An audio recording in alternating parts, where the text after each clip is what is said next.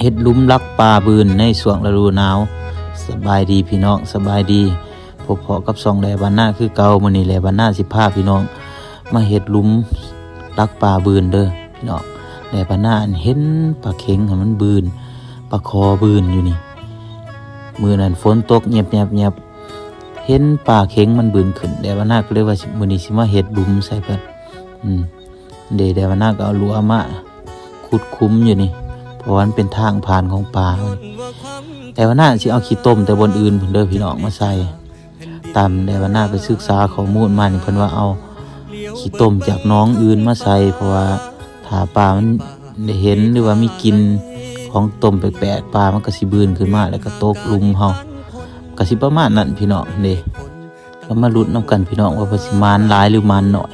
แต่ว่าน่าคิดอยากปิ้งปลาเค็งตำบักทั่วปีแซ่บตะลูนี่ก็เป็นตะลูปลามันนะพี่น้อง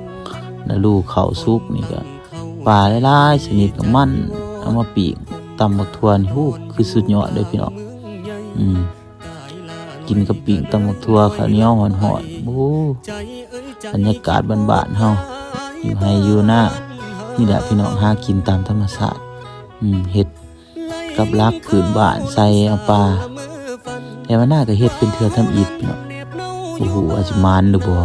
แล้วก็ถือหลักการของการเฮ็ดลุ่มอยู่บ่ก็คอมเมนต์มาบอกแล้วว่าน่าเด้อพี่น้องเด้อว่าแม่นหรือบ่เด้